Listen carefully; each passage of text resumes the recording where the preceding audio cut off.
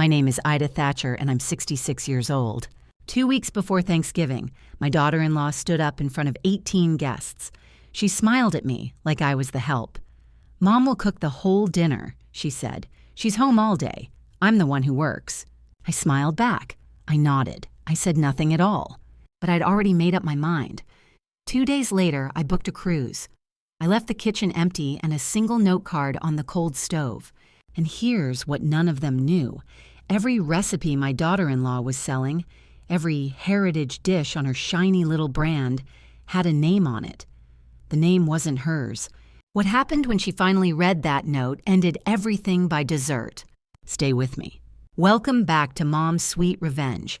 Quiet stories about women who stop apologizing and start standing tall. The kind where dignity does all the talking and nobody has to raise their voice. If that's your kind of story, drop a comment below and be sure to subscribe. Now let me take you back to the morning this all began, and the wooden box I hadn't opened in 2 years. I live alone now in the house Walter and I bought in 1986. It's too big for one woman and a coffee pot. I keep it anyway. Every morning I do the same 3 things. I grind the beans Walter liked. I open the kitchen window 2 inches, even in November, and I touch the cedar box on the top shelf without ever taking it down. The box is old. Walter built it the year we married, out of leftover trim. It still smells like a lumber yard if you press your nose to the lid. Inside are 35 years of recipes, written in his blocky hand and my looping one. I hadn't opened it since the funeral. I know how that sounds. I talked to a wooden box on a shelf. Don't tell my doctor. She already thinks I should get out more. The truth is simpler. Some boxes hold more than paper. That one held the smell of a Sunday kitchen, the noise of a full dining room, and the man who used to hum off-key while he stirred. Opening it felt like opening him. So I left it shut. I made my coffee. I told myself I was fine, the way you tell a child a shot won't hurt. And for 2 years, that worked. Then my daughter-in-law decided my whole life belonged to her, and the box stopped being something I could leave alone. Before I was just retired, I ran a restaurant. Walter and I opened Thatcher's Table in 1990 in a brick storefront on Main Street with a leaky roof and a stove older than our marriage. We had 4 tables and a hand-painted sign. We had no idea what we were doing. We learned fast. By 1995, there was a line out the door on Sundays. People drove 40 minutes from 2 towns over for the brisket. I'd made that brisket so many times my hands knew it in the dark. 12 hours low, a coffee and brown sugar rub. The oven door never opened before hour 10. We framed one thing and hung it behind the register. A review from 1994, written by a food critic named Margaret Brandt. She'd called us the most honest plate of food in the state. Walter read it out loud at least once a week for 30 years. He never got tired of it. We didn't advertise. The food did that for us. We catered weddings, funerals, anniversaries. We fed the same families through 3 generations. I knew which regulars took their coffee black and which ones were grieving. That was my work, 40, 50, 60 hours a week, on my feet for most of my adult life. So when a young woman tells a room I'm home all day, I understand the math she's doing. She's counting the hours she can see. She has no idea about the 30 years she can't. But I'm getting ahead of myself. First, I have to tell you how I lost Walter. Walter died on a Tuesday in March 2 years ago at 68. It wasn't dramatic. He sat down after lunch to read the paper and simply didn't get back up. The doctors used the word massive. I used the word unfair, but only to the cedar box. We'd closed the restaurant the year before, in 2020, when the world shut its doors and ours never fully reopened. We told ourselves it was temporary. Then Walter's knees got bad, and mine weren't far behind, and temporary quietly became retired. I kept the recipes. I kept the name. Some paperwork, too. Walter was the kind of man who filed things. "You never know," he used to say, sliding documents into a folder I never read. I let him. Filing made him feel useful, and I had enough to carry. After he was gone, the house got loud in the way only empty houses can. So I did what a lot of widows do. I made myself small and useful. I babysat my granddaughter Maya. I brought casseroles. I said yes. I told myself I was being generous. I see now I was being afraid afraid that if I took up too much room, asked for too much, reminded everyone how much I used to be, they'd start to find me tiresome, a burden, a woman who couldn't let the past stay past. So I shrank, politely, for 2 years. And that, more than anything, is the year my daughter-in-law got very interested in my kitchen. My daughter-in-law is named Vanessa, and she is very good at being looked at. She married my son Mark 8 years ago. She's 34, photographs beautifully, and runs something called The Gathered Table. Videos of herself cooking in a white kitchen, talking softly about slowing down and coming home to the table. I didn't mind it. At first I even liked it. Then one afternoon I watched a video where she made my Sunday brisket, 12 hours, coffee and sugar rub, the whole thing, and called it my grandmother's recipe, passed down to me. Her grandmother, as far as I know, served frozen lasagna and was proud of it. I told myself she was being sloppy. Young people borrow, they don't always credit. I'd taught her that recipe myself, 2 Christmases back, while she filmed my hands and not my face. I'd been flattered. I thought she wanted to learn. What she wanted was the brisket without the woman attached. I overheard her once talking to her manager in the next room. She didn't know the kitchen carries sound. She never cooked in it long enough to learn. "It's my brand now," she said. "She's just retired." 6 words. I stood by the sink and let them land. I didn't say anything. I rinsed a cup that was already clean, and I decided very quietly to start paying closer attention to exactly what my daughter-in-law was building and whose bricks she was using. My son Mark is 36, and he has always preferred peace to fairness. I love him. I raised him. I also know exactly who he is. When Mark was a boy and 2 kids fought, he'd give up his own toy just to make the noise stop. He grew into a man who manages conflict by looking away from it. These days, he looks away a lot. Vanessa's brand pays for the new truck and the kitchen remodel and the trips she posts from. Mark likes those things, so when his wife rewrites his mother's life into content, he finds the dishes very interesting and the questions very boring. "Don't make it weird, Mom," is his favorite sentence lately. The bright spot in all of it is Maya. Maya is 15, my only grandchild, and the one person in that house who still looks at me like I'm a whole person. She comes by on Sundays. She asks real questions. Last month, she sat at my counter, chin in her hands, and asked what dishes her grandfather used to make. I told her. I watched her write some of it down in a notebook with a cracked phone beside it. "Grandma," she said very seriously, "your food tastes like a real house." I've been given a lot of compliments in 66 years. That one I kept.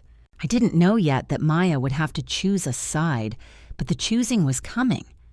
And it was coming fast. 2 weeks before Thanksgiving, Vanessa hosted what she called a pre-holiday gathering. 18 people, real plates, real candles, 2 cameras on tripods, and a young man with a microphone clipped to her collar. She'd invited people I didn't know. Sleek, well-dressed, the kind who check the room before they smile. One was an older woman with silver hair and sharp eyes who watched everything and ate slowly. Vanessa stood up to make a toast. She does that now. She tapped a glass with a fork like we were at a wedding. "I'm so grateful for family," she said, "and for traditions we pass down." Then she turned to me, warm as a heat lamp, and said the thing. "And Mom is going to cook the whole Thanksgiving dinner for us. She's home all day, after all. I'm the one who works." A few people chuckled. Someone said, "Oh, isn't that nice?" The cameras kept rolling.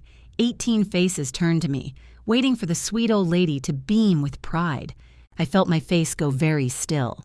Here's the thing about being publicly volunteered for your own free labor. It isn't the work that stings. I'd have cooked Thanksgiving gladly if she'd asked. It's the announcement. The way she handed my hands to a room without checking whether I wanted to give them. "Of course," I said. 2 words, I smiled. Everyone relaxed. Vanessa beamed for the camera. The silver-haired woman did not. She was watching me, not Vanessa. I drove home in the dark, walked into my kitchen, and for the first time in 2 years, I reached up and took down the cedar box. I set the box on the kitchen table and didn't open it. Not yet. I sat with my hands flat on the lid, the way you'd calm a nervous dog. The cedar still smelled like 1986. Outside, a branch tapped the window. The house held its breath with me. I thought about the word she'd used, works. As if the 35 years I'd spent on my feet had been a hobby. As if feeding this town through weddings and funerals had been me filling time. I thought about all the yeses I'd handed over since Walter died. The sundaes, the casseroles, the recipe I'd taught her with my own hands while she filmed only the hands. How small had I made myself? I genuinely didn't know the number anymore. My phone buzzed, a text from Maya. "You okay, Grandma? You got quiet at dinner." I looked at that for a long minute. 15 years old, and she was the only one in a room of 18 who noticed I'd gone silent. "I'm fine, sweetheart," I typed. Then I deleted it. I wasn't fine, and I was tired of teaching that child that women lie about it. "I'm thinking," I sent instead. "Thinking is good." She sent back a heart. I put the phone down and looked at the box again. Tomorrow, I told myself. Tomorrow I'll open it. I didn't know what I expected to find. Just paper. Just the past. I was wrong about that. The way I'd been wrong about a lot of things lately. I found out about the launch by accident 3 days later. I'd come by to drop off Maya's forgotten jacket. The front door was unlocked. Voices came from the dining room. Vanessa and a woman named Sloan, her manager, a person who treats people like line items. I should have called out. I didn't. I stood in the hall with a teenager's jacket over my arm and listened. "The Heritage Line tests through the roof," Sloan was saying. "We launched the whole collection Thanksgiving Day. Live." "And the name?" Vanessa asked. "Heritage, by the gathered table." We lean into the family story. 3 generations. The Thatcher family table. Sloan said it the way you'd read a stock ticker. Just keep the grandma angle warm and grateful. Audiences love a quiet matriarch. A quiet matriarch, that was me, a prop with good lighting. "She won't be a problem?" Sloan asked. "She's never a problem," Vanessa said. "She's just retired." There it was again. Those 6 words, like a stamp they kept pressing on my forehead. I set the jacket on the bench by the door very gently and let myself out. I didn't slam anything. I'm not a slammer. But standing on that porch in the cold, I understood something I'd been too polite to see. They weren't just borrowing my brisket. They were about to sell my whole life. My name, my town, Walter's town. And they planned to do it on the one day I'd been ordered to cook. The question was whether any of it was actually theirs to sell, and I had a box at home that might know the answer. I tried first. I want you to know that. I'm not a woman who jumps straight to consequences. I taught Sunday school for 11 years. I believe in the conversation before the reckoning. So I called Mark and asked him to lunch. Just the 2 of us at the diner on Route 9, the one with the bad coffee and the good pie. He showed up 20 minutes late, already checking his watch. I kept it simple. I told him I'd seen Vanessa's videos. I told him those were my recipes, ours, his father's, and mine, and I'd like to be named. Named, he repeated like it was a foreign word. Credited, I said. It's our family's work, Mark. Yours too. Your father built that brisket. He sighed the sigh of a man who'd rather be anywhere else. Mom, don't make it weird. She's building something real here. It's good for all of us. I'm not making it weird, I said. I'm asking to be named. It's just recipes. He waved his fork. Nobody owns recipes. I let that sit. He didn't know what was in the folder his father had filed. Honestly, neither did I. Not yet. All right, I said, I hear you. He looked relieved, the way he had at 8 years old when the fight stopped. He thought he'd won. He thought I'd fold the way I always folded. I let him think it. Some lessons land better as a surprise. I drove home, and that afternoon I finally lifted the lid of the cedar box. That same week, Vanessa called me, sweet as pie, to go over Thanksgiving logistics.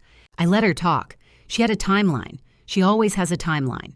And we'll have a really important guest, she said, lowering her voice like she was sharing a secret with a child. A major food industry investor. If she likes the launch, it changes everything for us. How nice, I said. Does this investor have a name? Margaret Brandt, Vanessa said. She runs a whole food platform now, Provisions. She's kind of a legend. I stood very still in my kitchen. Margaret Brandt. The name moved through me like a draft under a door. I knew it. I just couldn't place it. The way you know a song before you remember the words. You've probably never heard of her, Vanessa added kindly. Probably not, I said. I hung up and stood there with the phone in my hand. Margaret Brandt. Somewhere in my head, a framed clipping hung behind a register that no longer existed. But I was 66 and tired, and the memory wouldn't come all the way up. It would. It was already on its way. What I knew for certain was this. Vanessa was about to invite the most important guest of her career to a Thanksgiving. She had ordered me to cook. She'd set the stage. She'd pointed the cameras. She'd written everyone's part. She just hadn't checked whether I'd read the script the same way she had. The next morning, I opened the box all the way. Before I tell you what was in the box, I have to tell you about the text message. It came the next day at 6 a.m. from Vanessa. A menu. Not a request. A menu. 18 people. Plated and photographed. With a schedule attached like I was catering staff she'd hired. Turkey. 2 birds. Brined. Brisket, the family one. 4 sides. Your call. 2 pies. Have everything plated by 3. We filmed the reveal at 3:30. Wear the blue cardigan. It reads, warm on camera. I read it twice. 35 years ago, I'd have done all of that before lunch and not broken a sweat. The work didn't frighten me. What stopped me cold was the last line. Wear the blue cardigan. It reads, warm on camera. She'd cast me. In my own kitchen on a holiday, she'd given me wardrobe. I didn't reply right away. I made my coffee. I opened the window 2 inches. And I did something I hadn't done in a long time. I stopped reacting and started watching. Because here is what 35 years in a busy kitchen teaches you. When everything is chaos, you don't shout. You stand still. You watch the whole room, and you find the one move that fixes it all at once. Vanessa thought she was directing a holiday special. Fine, let her think it. Directors get very comfortable. Comfortable people stop checking the exits. I texted back 1 word, noted. Then I sat down at the kitchen table, pulled the cedar box toward me, and opened the lid the rest of the way. The first thing I saw was Walter's handwriting, and I had to sit down even though I was already sitting. Recipe cards, dozens of them, in his blocky capitals. The brisket Sunday rolls, apple thing Ida invented. He'd labeled that last one himself, the show-off. The card smelled like cedar, and underneath, faintly like a kitchen at 5 a.m. I read them one at a time. I let myself cry a little. 66 years old, crying over an index card that says 350 until it smells done. At the bottom of the box, under all the cards, was a yellowed envelope. My name on the front, in his hand. Ida. I'd never seen it. He must have put it there during one of his filing afternoons, meaning to tell me, the way he meant to fix the porch step for 9 years. Inside was a single sheet of paper, 2 things on it. The first was a note, 5 words. Don't let them make you small, Ida. I read it maybe 10 times. He'd known. Not about Vanessa. Not about any of this. But he'd known me. He'd known the way I shrink to keep the peace. He'd left me a hand to hold from 2 years away. The second thing on the page was a paperwork stub, paper clipped to a folded certificate. Thatcher's table registered, in my name, still active. Walter, the filer. Walter, who never threw away a document in his life. He'd protected the name decades ago and never made a fuss about it. I sat in my quiet kitchen, holding 5 handwritten words and 1 legal certificate, and felt myself getting taller for the first time in 2 years. And then it clicked, all of it, at once. Margaret Brandt. Of course. The framed review behind our register for 30 years. The most honest plate of food in the state. The critic Walter read aloud every week. The silver-haired woman at the pre-holiday dinner, watching me instead of Vanessa. Vanessa had invited the one person on earth who'd written about my food before my daughter-in-law could spell heritage. She had no idea. To Vanessa, Margaret Brandt was a logo with money. To me, she was a byline I'd loved for 3 decades. I laid everything out on the table like a hand of cards. Vanessa's whole brand, when with the videos, the launch, heritage by the gathered table, was built on my recipes, my town, my late husband's work, and my family name. A name that, thanks to Walter's filing habit, was legally mine. Registered. Active. Mine. I wasn't a quiet matriarch. I wasn't a prop in a blue cardigan. I was the owner of the thing she was about to sell, sitting in my kitchen being told to plate by 3. For 2 years, I'd believed I had no power, that widows my age just absorb things, take the casserole shift. Say, of course. I'd been wrong. I wasn't powerless. I'd just been polite. There's a difference, and it took a dead man's filing cabinet to teach me. Politeness is a choice. So is the moment you decide to stop. I made a pot of coffee, the good beans, and I started to think, not about revenge exactly, about arithmetic, about the one still move that fixes the whole room at once. Let me step out of the story for 1 second. If you've ever been told you don't work, that whatever you build at home for your family doesn't really count, then you already know how that dinner table felt. Stay with me. The note is coming. So is the moment she reads it out loud. Comment named if you've ever just wanted to be named. Hit subscribe so you're here when she does. That afternoon, I did the most selfish thing I'd done in 2 years. I planned a trip just for me. Walter and I had always meant to take a cruise, a real one. Alaska, the Inside Passage, the glaciers he'd seen in a calendar and never in person. We'd say next year, every January. Then the restaurant needed a new walk-in, or a grandchild was born, or someone needed casseroles. Next year kept not coming. Then Walter ran out of next year's. I opened my laptop at the kitchen table beside the cedar box, and I found the same route. 7 nights. A balcony cabin because I was done apologizing for taking up space. Departure. The Wednesday before Thanksgiving. I'd be at sea on Thanksgiving Day, somewhere off the coast of Alaska, watching ice the size of churches slide past, while 18 people sat down in Vanessa's beautiful dining room to a kitchen with nothing in it. I paused with my finger over the button. Was it cruel? I asked the cedar box. The cedar box, being a box, declined to comment. But it wasn't cruelty. Cruelty would have been a scene, a fight, a viral meltdown for her cameras to feast on. This was the opposite.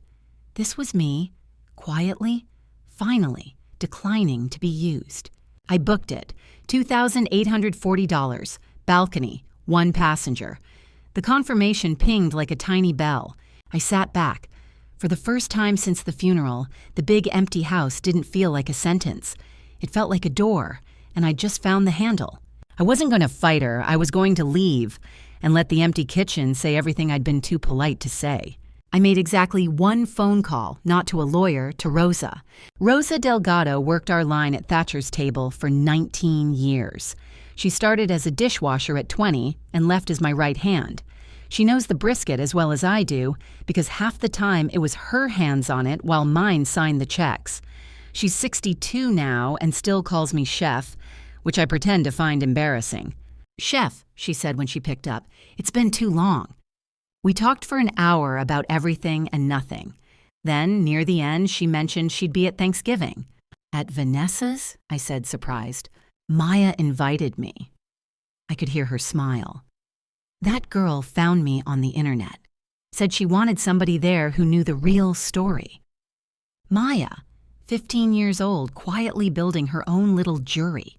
I didn't tell Rosa my plans. I didn't tell her about the cruise or the certificate or the note I hadn't written yet. I'm not a schemer. I've never been able to keep a straight face. I just said, "I'm so glad you'll be there, Rosa." And I meant it. Because here's what I'd decided sitting with Walter's box. I wasn't going to plant anything. I wasn't going to set a trap. I was just going to stop standing in front of the truth. For 2 years, I'd been smoothing things over, keeping the peace, blurring the lines so nobody felt uncomfortable. All I had to do now was step aside and let the people in that room see what had always been there. Rosa would be there, Margaret would be there, and the food would not. While I packed, Vanessa posted the teaser, a glossy 30-second video, soft music, her hands, always the hands, arranging my Sunday rolls in a basket. Over it, white text faded in and out. 3 generations of the Thatcher table. Heritage you can taste? Launching Thanksgiving Day. The comments rolled in by the hundreds. So authentic. You can feel the love. This is what family means. She'd used a photo of my brisket as the thumbnail. The exact plate, the exact char. 12 hours, coffee and brown sugar. Walter's oven, my hands, and her name, stamped across the bottom corner. I'll admit my chest went tight. 2 years of small had not made me a saint. Then something better happened. Vanessa, in her excitement, replied to a group text she shouldn't have. The family thread, Mark, me, Maya, a couple of cousins. She meant to send it to Sloan. She fired it into the family chat instead. Don't worry about the old lady. It's my brand now. She's just retired. 6 words for the 3rd time. Now in writing. Now where her own 15-year-old daughter could read them. I watched the little delivered turn to read under Maya's name almost instantly. The thread went quiet. Nobody typed. You could feel 5 people staring at 5 screens in 5 different rooms, not knowing what to say. Then my phone rang. Maya. Her voice came out small and furious at the same time, the way only a teenager's can. "Grandma," she said that about you in writing. I closed my suitcase. "I know, sweetheart," I said. "Come over, bring the notebook." Maya showed up 20 minutes later with red eyes, a cracked phone, and the notebook I'd seen her writing in. I poured her a glass of milk like she was still 6. She let me. Some comforts you don't outgrow. She slid the phone across the counter. The message sat there, glowing. "Don't worry about the old lady. She thinks you're nothing," Maya said. Her voice shook. "And Dad he liked it. He thumbs-upped it, Grandma. By accident, he says. But he did." I'd known about Mark. It still cost me something to hear it from his daughter. I didn't cry in front of her. I've learned that much. Crying would have made the moment about comforting me, and this was Maya's moment to feel things honestly. "Listen to me," I said. "You're allowed to love your parents and still know when they're wrong." She nodded slowly. Then she opened the notebook and turned it toward me, page after page in her careful handwriting. The brisket, the rolls, the apple thing I invented, things I'd told her on Sunday afternoons thinking she was just being polite. "I wrote them all down," she said, "whose they really are, because somebody should." I looked at that notebook for a long time. "You're not just retired," Maya said, quiet now. "You're the whole reason any of it exists. 66 years, and that's the sentence I'll take to my grave." I closed the notebook and held her hand across the counter. "Thank you," I said. "Now help me write something. I've got a note to leave, and I want it perfect." I gave Mark one more chance. I think a mother always does. I called him that night. I told him plainly what I'd found. Not the certificate, not yet, just the heart of it. That the launch used our family's recipes and our family's name without crediting the people who built them, his father included. "All I want," I said, "is for you to ask Vanessa to credit the source and to pause the launch 1 week so it's done right." There was a long pause. I could hear his TV in the background. "Mom, I can't ask her that," he said. "The launch is everything. The momentum, the investor. Do you know how much is riding on Thursday?" "Do you know whose work it's riding on?" I asked. "It's just recipes," he said again. "The family motto, apparently." I let the silence stretch. Then I said the thing I should have said 2 years ago. "Then I won't be cooking on Thursday, Mark." My voice stayed level. "And I won't be quiet either." He laughed, actually laughed. "Come on, Mom, you always cook. You'll be there with the brisket like always." "We'll see," I said. He thought it was a bluff. Of course he did. For 2 years, I'd been a woman who said of course and showed up with a casserole. He had no reason to expect anything else. That's the thing about making yourself small for too long. People forget you were ever any other size. They were about to remember. I hung up, sat down at the table, and picked up a pen. Writing the note took me 3 hours and 4 drafts. For 5 sentences. Maya sat across the table doing homework she wasn't really doing, keeping me company the way Walter used to. I'd write a line, read it aloud, cross it out. Too angry, too soft, too long.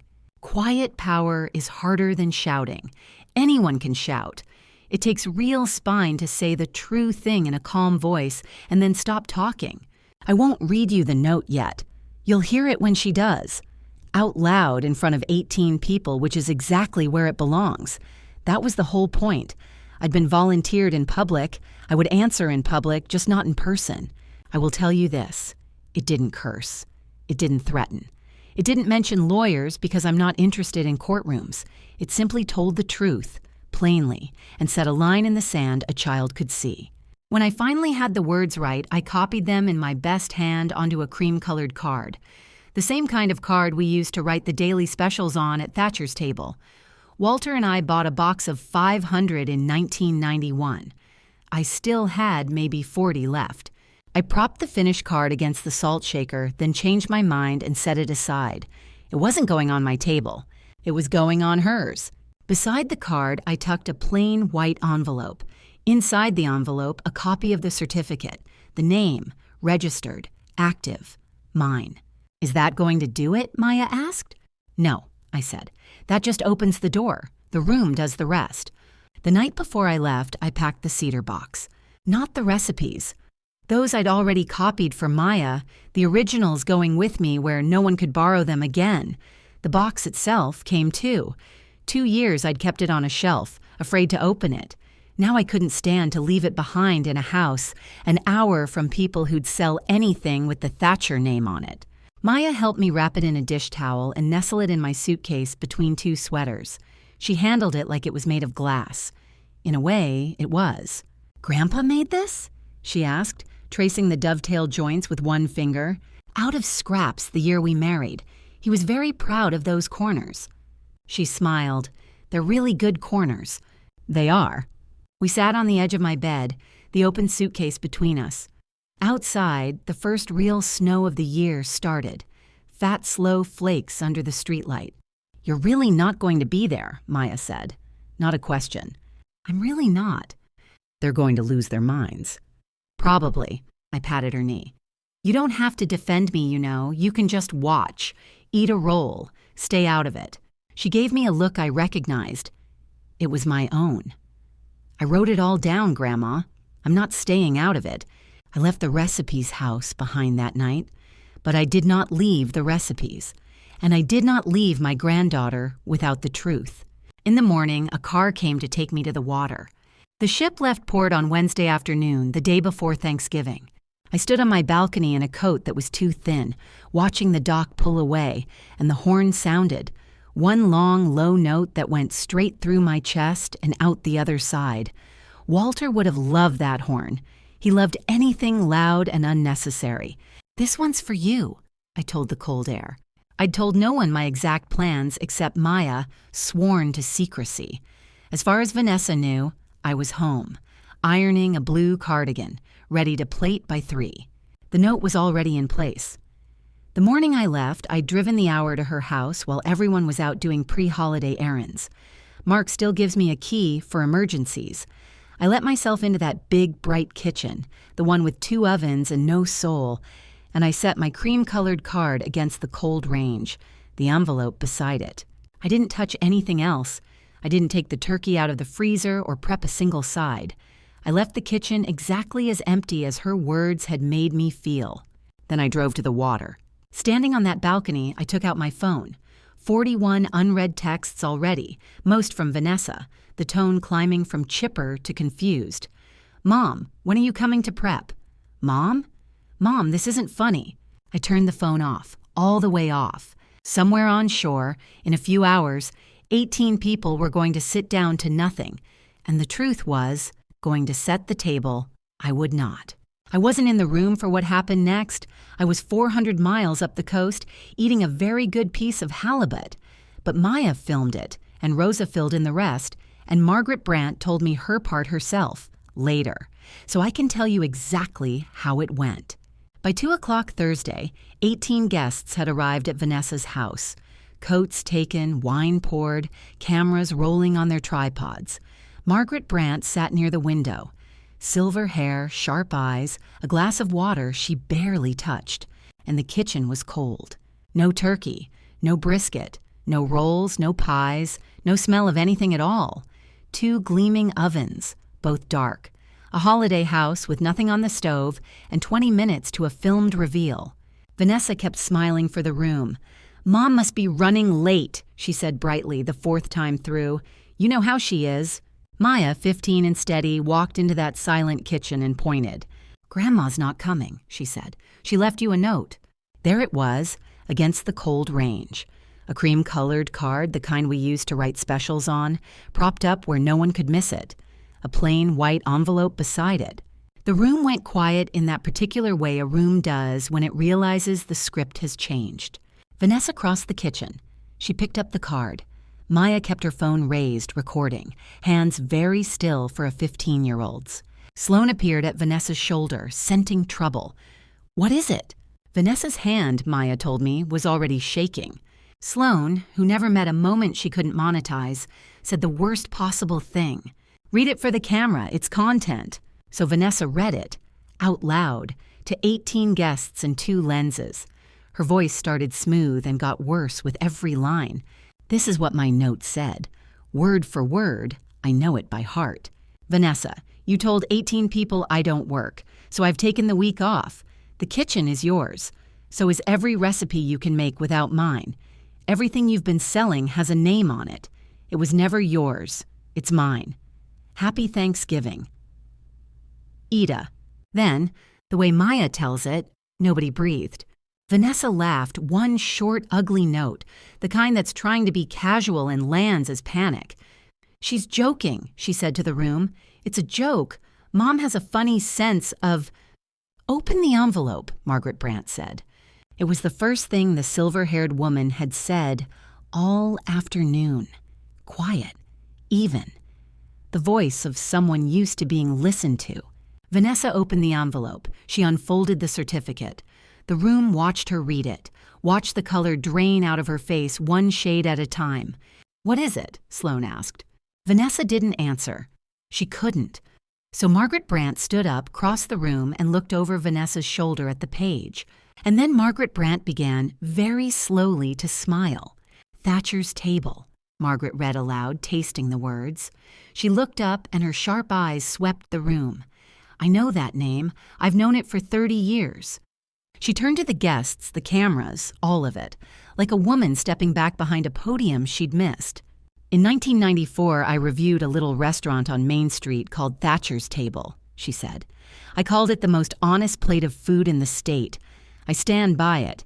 Best brisket I ever ate, 12 hours, coffee and brown sugar."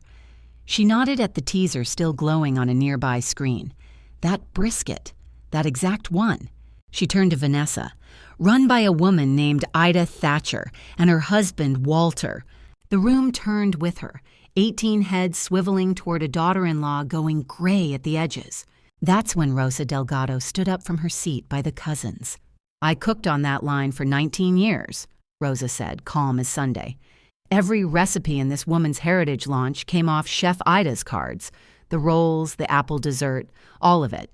I should know. Half of them I made myself." Maya, still filming, turned the phone slowly across the room, catching every stunned face.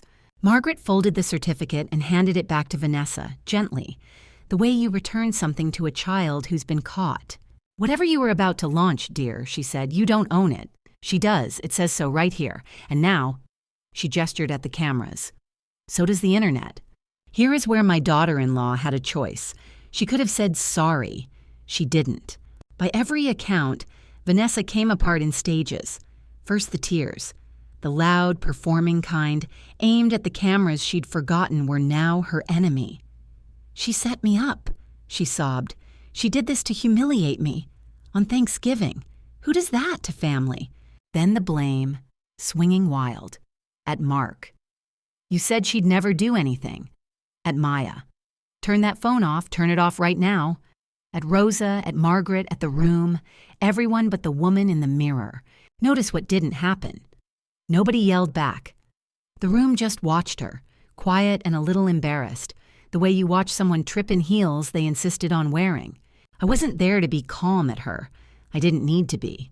My silence was already on the stove in a cream-colored card.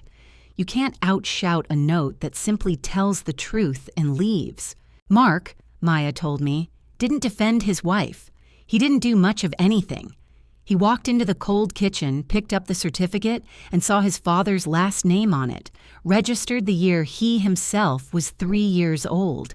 He sat down hard on a kitchen stool and put his face in his hands. I'd like to tell you that was the moment he became a better man. It wasn't, but it was the moment he remembered he'd had a father and a mother before he had a brand to protect. Sloane was already in her coat. "We can't run a heritage line we don't own," she said flatly to no one and let herself out. Margaret Brandt did not invest. You will be unsurprised to hear that. She gathered her coat, but before she left, she did one more thing. She found Maya by the window, the girl still holding up that phone, and pressed a business card into her hand. "When your grandmother is back from wherever she's gone," Margaret said, "tell her Margaret Brandt would very much like to buy her a cup of coffee. Tell her the Brisket Review still hangs in my office." Then she was gone, and the dinner came apart fast. The guests didn't stay for a meal that didn't exist. They made the small sounds people make. Sudden appointments, long drives, early starts. Within 40 minutes, a house set for 18 held 4 people and no food. By 9 o'clock that night, the teaser was gone. Heritage by the gathered table. Vanished from every account. Scrubbed in a panic. But the internet keeps what you feed it. Maya's footage was already out there, quiet and clear. A cream-colored card, a certificate, a critic, a line cook, and a name that was never Vanessa's. Maya saved that card. She told me later she slipped it off the cold range into her coat pocket before anyone thought to throw it away. "It felt important," she said, "like something that should go in a frame. I was asleep when all of this happened. 400 miles up the coast, a balcony door cracked 2 inches to the sea air. I didn't know yet that it was over. I only knew I'd slept through the night for the first time in 2 years.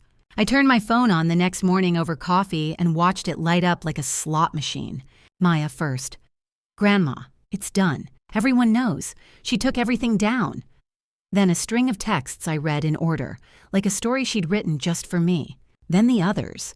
Cousins, an aunt, 2 old regulars who'd somehow heard, and Vanessa. A paragraph that started with, "How could you?" and ended 3 messages later with, "Please call me." Not one of the words in between was sorry. Mark texted once, "We need to talk when you're back." That was all. From my son, the man of many feelings and few of them out loud. I didn't answer any of them that day. I want to be honest about that. It wasn't strategy. I was on a boat off Alaska watching a glacier the size of a cathedral drop a piece of itself into the sea with a crack like the end of the world. Walter would have wept. I wept for both of us. I'd spent 2 years afraid that taking up space would make me a burden. And here I was, taking up an entire balcony, an entire week, an entire ocean. And the world had not ended. It had only gotten quieter and bluer and mine. I texted Maya back one line, "I'm proud of you. Eat a roll for me." Then I put the phone in a drawer and went to watch the ice. I came home 7 days later, tan for the first time since the Reagan administration. I called a family meeting. My kitchen, my coffee, my rules. Mark came. Vanessa came eventually after I made clear the meeting would happen with or without her. I kept it short. I'd had a long time on the water to find the words. "I'm not angry," I told them, and I meant it. "I'm done being uncredited. That's different." Then I laid out the line plain as a card on a cold stove. The Thatcher name and the recipes are mine. Anyone who wants to use them asks first, credits fully, and works it out with me in writing. Otherwise, they stop. "And if you don't like those terms," I said, "you're free to invent your own grandmother." Vanessa opened her mouth.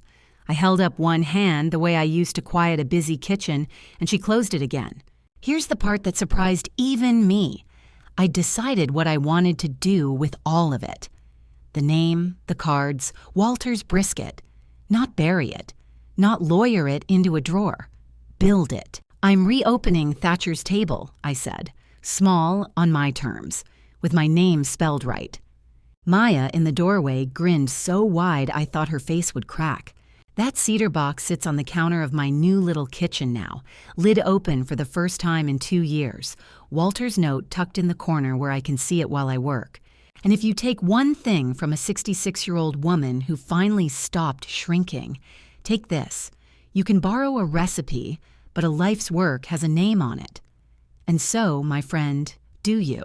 That's my story. One empty kitchen, one quiet note. If someone ever told you that you don't work, that what you build doesn't count, let this be your sign. Send this to her. Comment, subscribe, and I'll see you next time.